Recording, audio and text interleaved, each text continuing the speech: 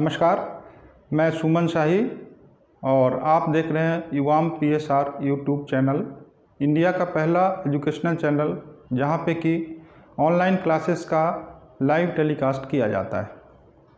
आज हम आपके सामने फिर से आए हैं प्रॉफिट एंड लॉस पार्ट 4 लेकर। पिछले 3 पार्ट्स में हमने अलग अलग टाइप के क्वेश्चन देखे। लास्ट वाला जो पार्ट 3 था वो हमने बिना पेन पेंसिल चलाए हुए सॉल्व किए थे 3 अलग तरह के क्वेश्चंस। अब ये पार्ट 4 में हम डिफरेंट टाइप्स के 5 क्वेश्चन देखेंगे जो प्रॉफिट एंड लॉस से बनते हैं और जनरली कॉम्पिटिटिव एग्जाम्स में आता है। क्वेश्चन पे आते हैं क्योंकि स्टूडेंट्स का टाइम बहुत कीमती होता है।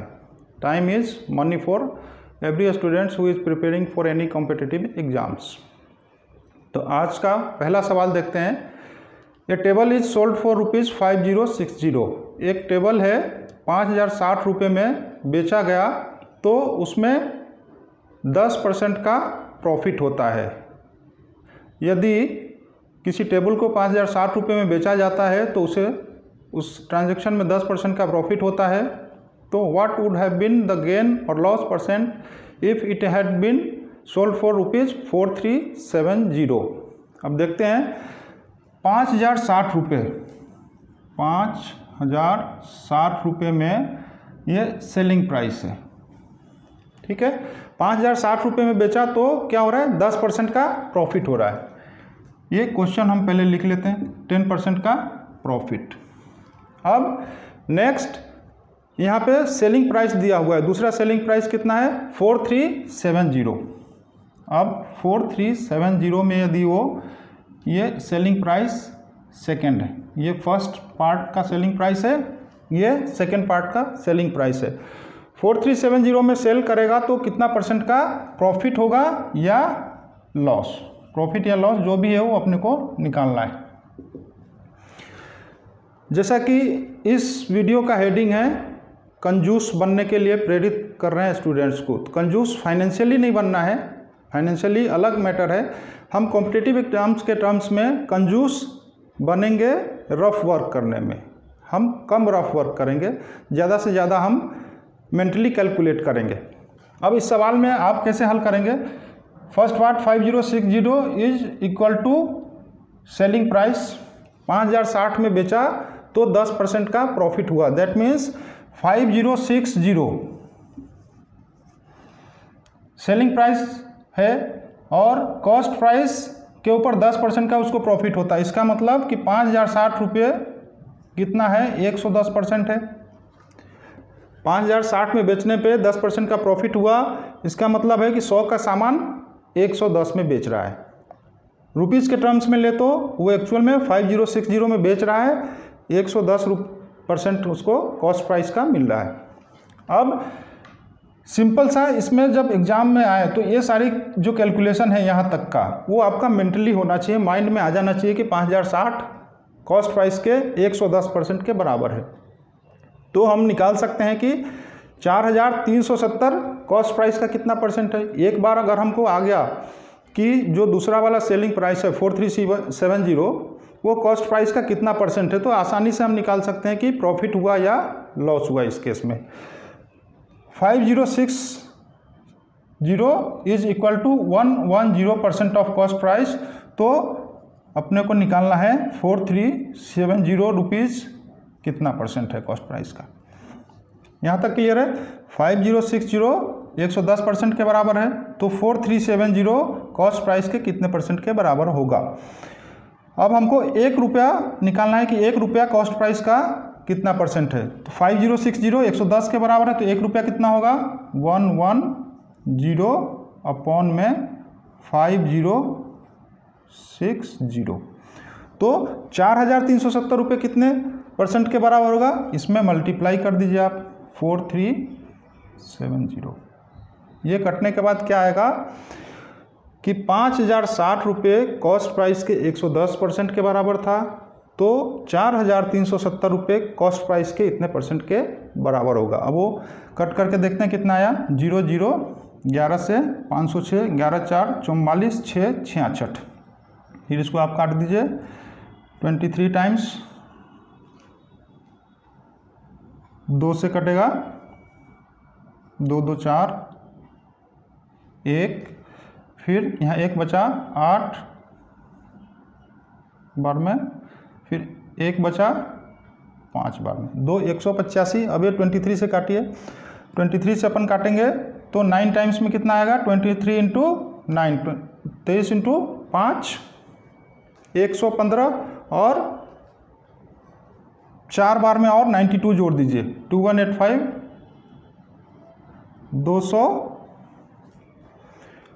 223 इंटू 5। ये कैलकुलेशन हम कैसे कर रहे हैं वो एक बार देख लीजिए कि डायरेक्ट आपको 23 से 2185 नहीं कट रहा है। आप कैसे काट सकते हैं, 218 है तो 5 बार में आपको राउंड में मालूम है कि 115 हो गया, ठीक है, 115, 4 बार और उसमें मल्टीप्लाई कीजिए, 23 इंटू 4 92, 115 और 92 मिलके कितना हो जाएगा, 207। 207 218 में से गया, 9 टाइम्स में ये चला गया, 207 गया, कितना बचा, 11 यहाँ पे बचा, फिर ये 5 115 हो गया। 115 को आप 23 से काटेंगे, कितने बार में कटेगा, 5 टाइम्स में। ये 23 गया, ये हमारा फिगर आ गया 4370 is equal to 95% of cost price. सवाल आपका हल हो गया। जिस वस्तु को 5060 में बेचने पे 10% का प्रॉफिट हो रहा था, उसी वस्तु को यदि 4370 में बेचेगा तो उसे कॉस्ट प्राइस का 95% ही मिलेगा। तो इस केस में प्रॉफिट या लॉस कितना हुआ, 100 का सामान में उसमें 95 ही मिल रहा है, मतलब 5% का उसको लॉस हो गया। ओके, अब नेक्स्ट सवाल देखते हैं। चलिए नेक्स्ट सेकंड सवाल है, Sachin sold a book at a profit of 12%।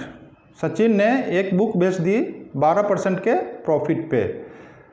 Had he sold it for ₹18 more, यदि वह 18 रुपये और ज़्यादा में उस किताब को बेचता, 18% वुड हैव बीन गेन्ड, तो उससे प्रॉफिट कितना होता, 18% का। तो find the cost price of book. Sachin ने क्या करा, एक बुक्स है उसको 12% के प्रॉफिट पे बेच रहा है। सचिन ने क्या किया, 100 का एक बुक्स लिया और उसको 12% के प्रॉफिट में, मतलब 112 में बेच दिया। अब यदि वो उसे 18 रुपये ज़्यादा में बेचता, यहाँ ये परसेंटेज में है, 100 का सामान 12% प्रॉफिट पे 112% में बिका है। अब वो एक्चुअल में ₹+18 में बेचता, यहाँ एक्चुअल 18 रुपीज़ और ज़्यादा वो बढ़ा के बेच देता, तो उसे कितना परसेंट का प्रॉफिट होता, 18% का प्रॉफिट होता। इसका मतलब कितना है, उसको कॉस्ट प्राइस का 118% मिलता। यही सवाल है कि सचिन एक किताब को 12% के प्रॉफिट पे बेचता है, और यदि वह उस वस्तु को या उस बुक्स को 18 रुपये ज़्यादा में बेचे तो उसे 18% का प्रॉफिट होता। तो कॉस्ट प्राइस क्या है, 100 के सामान को 112 में पहले केस में बेच रहा था, अब उसने कॉस्ट प्राइस 18 रुपये और कॉस्ट प्राइस जो था उस पर 12% जो प्रॉफिट पे बेच रहा था उसमें 18 रुपये और ज़्यादा उसने ऐड कर दिए सेल करते टाइम, तो उसको प्रॉफिट कितना हो रहा है, अब 18% हो रहा है। मतलब प्रॉफिट परसेंटेज कितना बढ़ा उसका, पहले 12% था तो कॉस्ट प्राइस का 112% मिल रहा था, अब 18% प्रॉफिट हो रहा है तो कॉस्ट प्राइस का 18% प्रॉफिट, कॉस्ट प्राइस का 18% उसमें जोड़ दिया, 118% कॉस्ट प्राइस का मिल रहा है। दोनों सेल प्राइस में डिफरेंस कितना है, 112 और 118, ये 6% का डिफरेंस है। ये 6% का डिफरेंस क्यों आया, 112 का 118 क्यों हुआ परसेंटेज में, क्योंकि पहले की तुलना में वो 18 रुपये ज़्यादा में बेच रहा है, मतलब परसेंटेज में तो जो चेंज हो रहा है वो 6% का प्रॉफिट हो रहा है, 112 से 118 हो गया, लेकिन ये 6% क्यों हुआ है, ये इस 18 रुपये के कारण हुआ है, क्योंकि 18 रुपये ज़्यादा में उसने सेल किया। इसका मतलब हो रहा है कि 6% इज इक्वल टू 18 रुपीज़। अगर आपने किसी भी सवाल में परसेंटेज निकाल लिया कोई भी एक कि कॉस्ट प्राइस का परसेंटेज कितना है, 1% बराबर कितना, तो उसके बाद जो भी क्वेश्चन में आंसर में आपको निकालना हो सारे आप फिगर इजीली निकाल सकते हैं। इस केस में आप पूछा था कि उसका कॉस्ट प्राइस क्या है, कॉस्ट प्राइस कितना है 100, 6% इज इक्वल टू 18 रुपीज़, तो 100% बराबर कितना, 6% बराबर 18, तो 1% बराबर अपॉन 6 कर दिया, तो 100% कॉस्ट प्राइस। कॉस्ट प्राइस पूछा है इसलिए 100 से मल्टीप्लाई किया। यदि वो नया सेल प्राइस पूछता तो हम यहाँ 118 से मल्टीप्लाई करते। यदि वो पूछता कि उसको कितने रुपए का प्रॉफिट हो रहा है तो हम कितना करते, 100 और 18 का डिफरेंस 18 से गुना करते। यदि वो पूछता कि पहले उसको कितने रुपए का प्रॉफिट हो रहा था तो पहले 12% का हो रहा था, यहाँ 12 से मल्टीप्लाई करते। अभी फिलहाल इस क्वेश्चन में पूछा है कि उसका कॉस्ट प्राइस कितना था, तो कॉस्ट प्राइस 100 था, हमने 1% निकाल लिया 18/6, उसमें मल्टीप्लाई किया 100 से, कॉस्ट प्राइस के परसेंटेज जो है उससे, तो ये आ जाएगा 6 से 3 बार में गया ये 300। उस आइटम का या उस बुक्स का कॉस्ट प्राइस 300 रुपये था, जिसको बेचने पे 12% प्रॉफिट हो रहा था पहले केस में, और सेकंड में जब उसने प्राइस 18 रुपीज़ इंक्रीज कर दिया तो उसको 18% का प्रॉफिट हो रहा था। इसका मतलब है कि इसका आंसर आएगा 300 रुपीज़। चलिए नेक्स्ट सवाल देखते हैं। Ramesh sells a pen at a profit of 10%। Ramesh ने एक कलम या एक पेन बेच दिया 10% के प्रॉफिट के ऊपर। यदि वह उसे if he had bought it at 10% less and sold it for ₹3 मोर, यदि वह उसे 10% कम पे खरीदता और 3 रुपये ज़्यादा में बेच देता तो उसे कितने परसेंट का प्रॉफिट होता, 25% का। तो find the cost price. Ramesh ने पहले केस में पेन को बेचा, परसेंटेज टर्म्स में लिखते हैं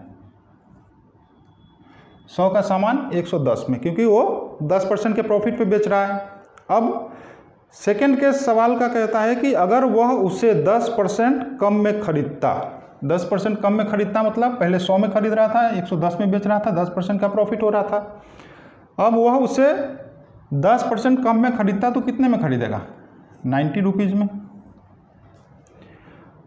और उसे 3 रुपये ज़्यादा में बेच देता, यहाँ लिख लेते हैं +3 रुपीज़। वो जो पहले सेल कर रहा था उससे 3 रुपये ज़्यादा में बेच रहा है, तो उसे क्या हो रहा है, 25% का प्रॉफिट हो रहा है। अब प्रॉफिट किस पे निकलेगा, 90 पे, क्योंकि अभी उसने सेकंड केस में 10% कम में खरीदा है 90 रुपीज़ में। अब 90 रुपीज़ में यदि कोई सामान खरीदेगा और उस पर 25% का उसको प्रॉफिट हो रहा है तो उसका सेल प्राइस कितना आएगा, 90 का 1/4 कैसे आया, 25% का फैक्टर में फ्रैक्शन में अगर अपन देखें तो 1/4 होता है 25/100। ये कुछ ऐसे परसेंटेज है वो आपको याद होने चाहिए कि 20% जैसे ही आए आपके माइंड में आ जाए 1/5, 40% आओ तो 2/5, 60% 3/5, मतलब ऐसे आप कुछ जो फ्रैक्शनल वैल्यू होते हैं परसेंटेज के वो आपको टिप्स पे याद रहना चाहिए, तो आपका कैलकुलेशन और ज़्यादा फास्ट हो जाएगा। अब ये 90% पहले की तुलना में 10% कम में खरीदा मतलब 90 में खरीदा, अब उसको 3 रुपये ज़्यादा में बेचा तो उसे प्रॉफिट कितना हो रहा है, 25% का। 90 का 25% कितना हो जाएगा, 90 का 50% 45 का फिर आधा कर दीजिए तो 25% हो जाएगा।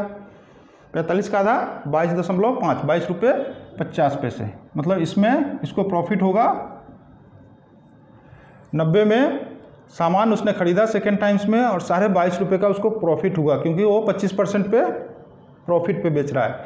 तो कितने में बिका होगा वो, 112.5 में। यहाँ तक क्लियर है। पहले केस में 100 के सामान को 110 में बेच रहा था वो, सेकेंड केस में 10 कम में खरीदा और 3 रुपये ज़्यादा में बेच दिया तो उसे 25% का प्रॉफिट हुआ। 25% का प्रॉफिट हमने इसमें जोड़ दिया, 90 का 25% 22.5 रुपये, 22 रुपीज़ एंड 50 पैसे इसमें जोड़ दिया तो इसका सेल प्राइस आ गया। अब हमको क्या निकालना है, फर्स्ट केस का सेल प्राइस 110 और सेकंड केस का सेल प्राइस 112.5। दोनों सेल प्राइस में कितने का डिफरेंस है, 110 और 112.5, 2.5 का डिफरेंस। अब ये जो 2.5 का डिफरेंस आया वो क्यों आया है, क्योंकि ये पहले की तुलना में 3 रुपये ज़्यादा में सेल कर रहा है। जो सेल प्राइस है पहले केस में जितना सेल कर रहा था उससे 3 रुपये ज़्यादा में सेल किया है, इसी कारण से ये 2.5% का फर्स्ट और सेकंड के सेलिंग प्राइस में डिफरेंस आ रहा है। इससे हम ये निकाल सकते हैं कि 2.5% of cost price is equal to 3 rupees. हुआ ना भाई? सेलिंग प्राइस फर्स्ट 110 आया, सेलिंग प्राइस सेकंड 112.5 आया, ये परसेंटेज टर्म्स में है। लेकिन एक्चुअल में जो डिफरेंस आया वो 2.5 इसलिए आया है कि पहले केस में जितने में बेच रहे थे और दूसरे केस में जितने में बेचा है, उन दोनों के बीच में एक्चुअल डिफरेंस है 3 रुपये का। 3 रुपये ज़्यादा पहले की तुलना में बेचा है, तो 2.5% का सेल प्राइस में डिफरेंस आ गया। इससे हमारा निकलेगा कि 2.5% जो कॉस्ट प्राइस का है वो 3 रुपये के बराबर है। क्लियर है? अब सवाल हमारा क्या कहता है, कॉस्ट प्राइस निकालना है। यहाँ आपने सिंपल 2.5% ऑफ कॉस्ट प्राइस 3 रुपये निकाल लिए, तो कॉस्ट प्राइस कितना रहेगा 100 कितना होगा, इसमें 2.5 से डिवाइड कर दीजिए, तो कॉस्ट प्राइस का 1% हुआ ये, इंटू कॉस्ट प्राइस कितना है 100। ये इससे आप कट कर लीजिए, ये कितने बार में कटेगा, यहाँ गया 25, 40, 40 3 120, 120 अपना आंसर फिगर आ गया।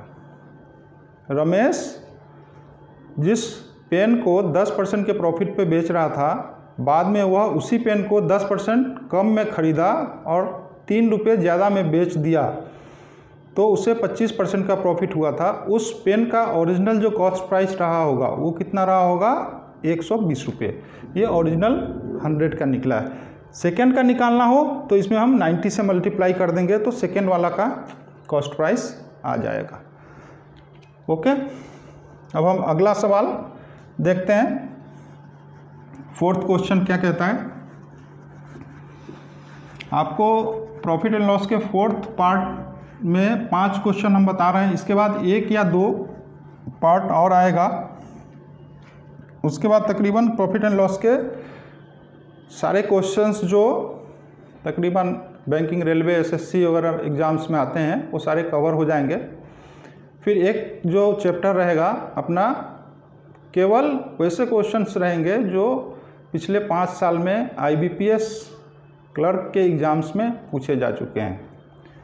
एक वीडियो उसका अपन रखेंगे, जिससे कि आपको रियल क्वेश्चन जो आ चुका है वो आप जान पाएँ और उसको सॉल्व करने का तरीका कैसा है।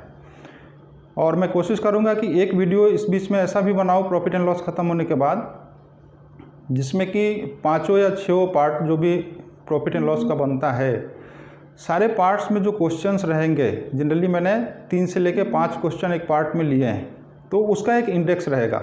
इंडेक्स से आपको बेनिफिट मिलेगा कि कोई भी क्वेश्चन आपको देखना हो तो आप ढूंढेंगे नहीं कि ये पार्ट 1 में मिलेगा कि 2 में कि 3 में कि 4 में। एक ही वीडियो रहेगा 2-3 मिनट का, जिसमें पार्ट 1 क्वेश्चन 1 2 3 4 5, पार्ट 2 क्वेश्चन 1 2 3 4 5। तो आप विदिन सेकेंड्स में देख सकते हैं कि ये क्वेश्चन इस प्रॉफिट एंड लॉस के पार्ट 1 में है, इस 2 में है।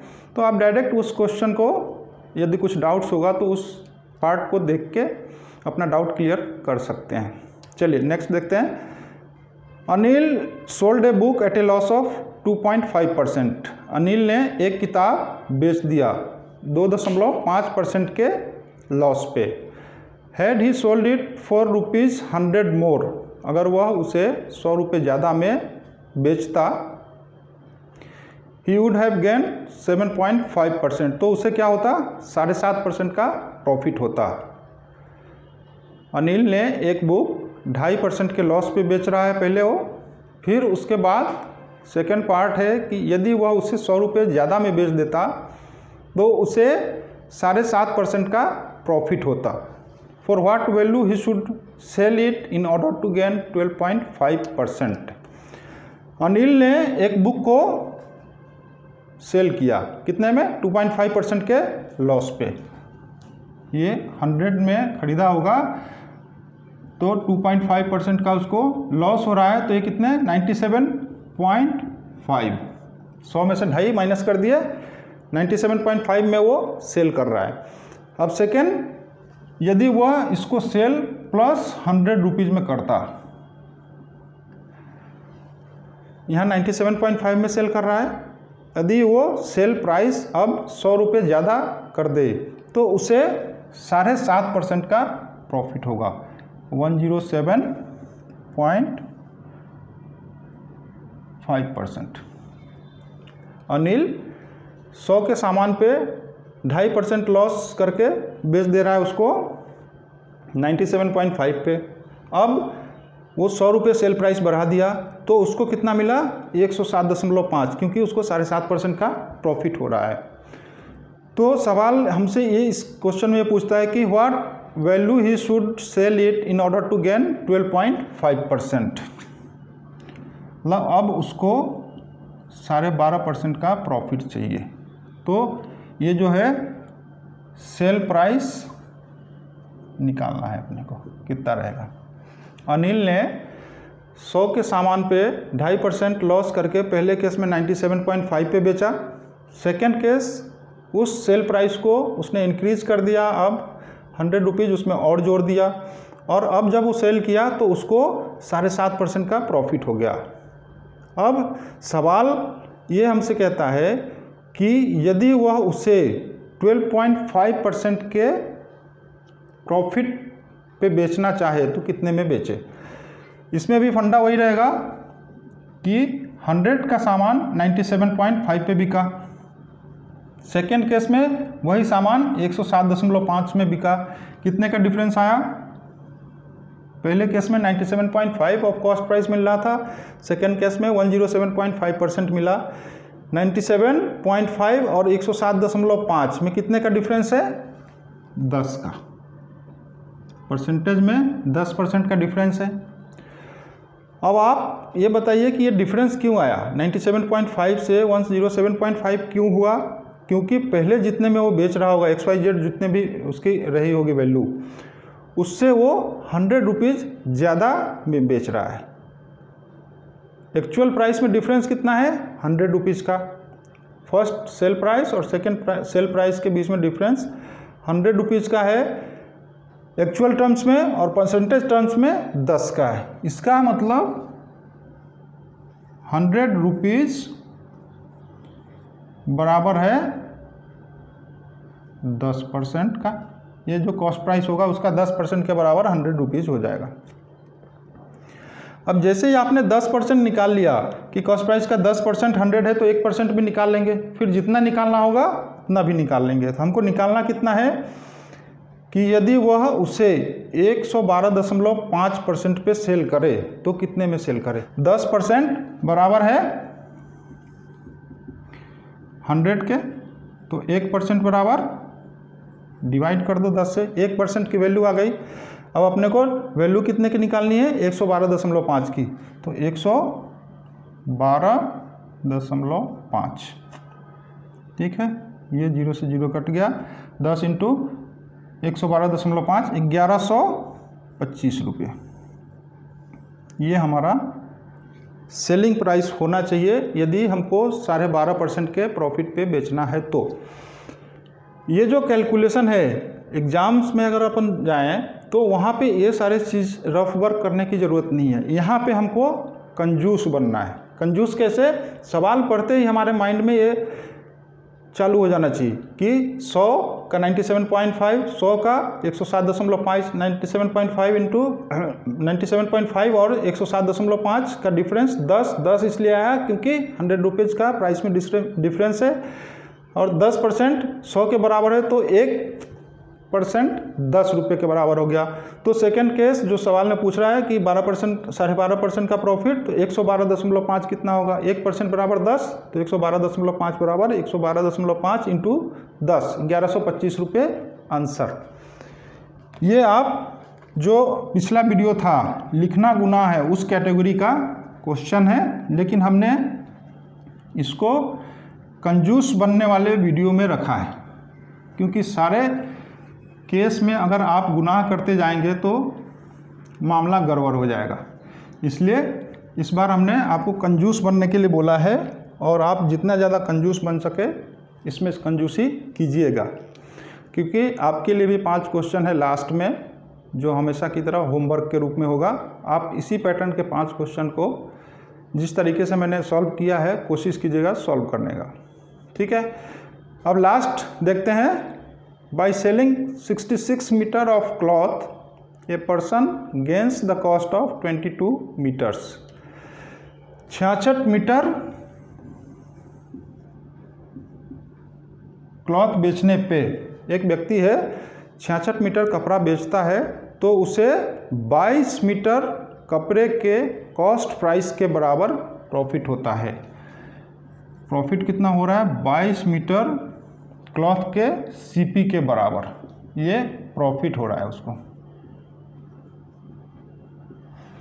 ठीक है। फाइंड हिज गेन परसेंट, उसका प्रॉफिट परसेंट क्या है? सवाल परसेंटेज बराबर वाट। एक दुकानदार कोई है 66 मीटर कपड़ा बेचा, तो उससे जो प्रॉफिट हुआ वो कितना हुआ है? 22 मीटर कपड़े के कॉस्ट प्राइस के बराबर हुआ। एक्चुअल में 22 मीटर के कॉस्ट प्राइस के बराबर हुआ है, तो प्रॉफिट का परसेंटेज पूछ रहा है।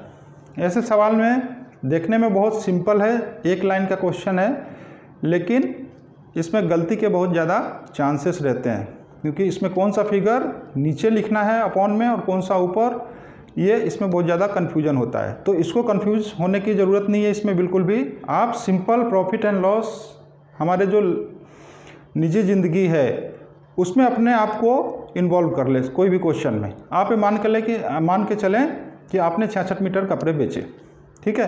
अब सबसे सिंपलेस्ट वे क्या हो सकता है कि 1 रुपये मीटर का हमने कपड़ा खरीदा, ठीक है।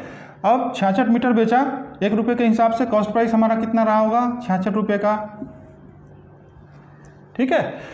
1 रुपये मीटर वाला हमने कपड़ा खरीदा था, 66 रुपये में खरीदा था, अब उसको हमने बेच दिया। बेचने के बाद क्या हुआ?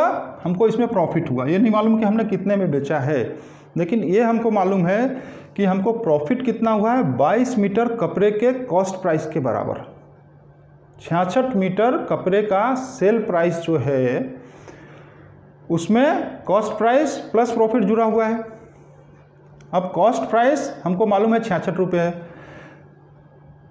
प्रॉफिट कितना हुआ उसके लिए सवाल में ये कहा है कि 22 मीटर कपड़े के कॉस्ट प्राइस के बराबर प्रॉफिट हुआ है। अब 22 मीटर का कपड़ा जो लिया था आपने 1 रुपये मीटर वाला, उसका कॉस्ट प्राइस कितना रहा होगा? 22 रुपये रहा होगा। क्लियर है?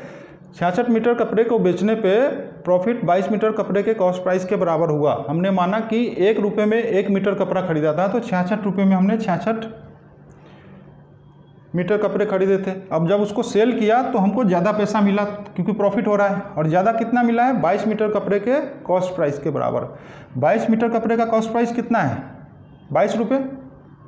इसका मतलब है कि 66 मीटर कपड़े बेचने पे 66 के बदले हमको 22 मीटर कपड़ा का कॉस्ट प्राइस और जो था वो प्रॉफिट हुआ, मतलब 22 रुपये का प्रॉफिट हुआ है। अब बहुत सिंपल हो गया सवाल कि 66 मीटर कपड़ा बेचा, 66 रुपये उसका कॉस्ट प्राइस था, क्योंकि 1 रुपये मीटर वाला कपड़ा था, और बेचने पे हमको इतना पैसा मिला कि 22 मीटर कपड़े का कॉस्ट प्राइस एडिशनल मिल गया। कॉस्ट प्राइस जितना हमारा था उससे ज़्यादा मिला, जो कि प्रॉफिट है। तो हमारा ये 66 रुपया कॉस्ट प्राइस हो गया सीपी, और 66 और 22 को जोड़ दिया तो ये हमारा हो गया सेलिंग प्राइस। अब आपको इसमें कुछ भी करने की ज़रूरत नहीं है। 66 रुपया कॉस्ट प्राइस है, 88 रुपये सेलिंग प्राइस है। प्रॉफिट कितना हुआ? 22 रुपये का। 22 रुपये का जो प्रॉफिट है, प्रॉफिट परसेंटेज निकालना है, तो प्रॉफिट परसेंटेज के लिए क्या करेंगे? जितना प्रॉफिट हुआ 22 रुपया अपॉन में जितना कॉस्ट प्राइस कितना है? 66। प्रतिशत लाभ या हानि निकालने के लिए 100 से गुना कर देंगे, तो ये प्रॉफिट आ जाएगा। 22 से 3 बार में गया, 3 से 100, 3313। इस केस में 33.3% का उसको प्रॉफिट होगा। यदि कोई दुकानदार 66 मीटर कपड़े को बेचने पे 22 मीटर कपड़े के बराबर लाभ प्राप्त करता है, 22 मीटर कपड़े के कॉस्ट प्राइस के बराबर, तो इस केस में उसका परसेंटेज प्रॉफिट जो होगा 33.33%, 33.3% का प्रॉफिट होगा। तो आज हमने प्रॉफिट एंड लॉस के 5 क्वेश्चंस देखे। उम्मीद करते हैं कि आपको सारे क्वेश्चंस के जो ट्रिक्स हैं, ट्रिक्स से मतलब यह है कि ट्रिक्स सारे क्वेश्चन में आप इम्प्लीमेंट कर पाएँ कोई ज़रूरी नहीं है, क्योंकि आप इमेजिन करें कि profit and loss, percentage, time and distance, इस तरह से बहुत सारे ऐसे चैप्टर्स अरिथमेटिक में है जिनसे क्वेश्चंस अपने एग्ज़ाम में आते हैं। अब यदि मान लीजिए on an average 400-300 types of questions होंगे, उससे ज़्यादा भी होंगे, लेकिन हम मान के चलते हैं 300-400 टाइप के क्वेश्चन।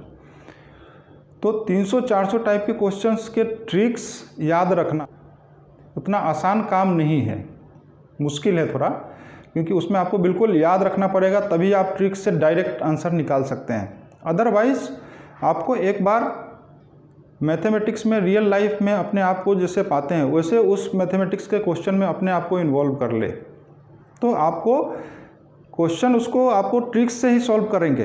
ट्रिक्स आफ्टर ऑल है क्या कि जो हम कैलकुलेशन करके लास्ट स्टेप में आते हैं, जो फिगर 3 या 4 आता है लास्ट स्टेप में कैलकुलेशन करने के लिए, जिससे आंसर आता है, उसको हम टेक्स्ट फॉर्मेट में लिख देते हैं। जितने में ख़रीदा वो पहले लिख दो, जितने में बेचा वो नीचे लिख दो, दोनों कॉस्ट प्राइस और सेल प्राइस का डिफरेंस का परसेंटेज से मल्टीप्लाई कर दो, आपका आंसर हो गया। आप करते वही है, ट्रिक्स में भी वही करते हैं, लेकिन ट्रिक्स बनाने टाइम पे आपको लिखा जाता है कि ये टेक्स्ट फॉर्मेट में ऐसा करना है। तो यदि आपने कंसेप्ट समझ लिया, कंसेप्ट मतलब ये क्वेश्चन क्या है, तो आपके 50-60% जो क्वेश्चन का कैलकुलेशन है वो मेंटली हो जाता है। 30-40% ही आपको करना रहता है, जो कि केवल एक न्यूमेरिकल के समान रहता है। न्यूमेरिकल क्वेश्चन, अरिथमेटिक का कोई भी क्वेश्चन हो, लास्ट में वो न्यूमेरिकल में कन्वर्ट हो जाता है। तो आप एक बार क्वेश्चन को अच्छे से समझ गए और आपका न्यूमेरिकल एबिलिटी अच्छा है, तो आपको ट्रिक्स याद नहीं भी होगा तो भी आप उस क्वेश्चन को 15 सेकेंड 20 सेकेंड में आसानी से सॉल्व कर लेंगे।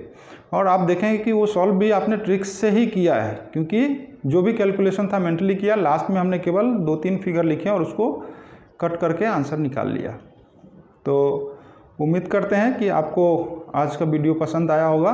यदि पसंद आया है तो आप अपने दूसरे जो साथी हैं उनके साथ शेयर कीजिए।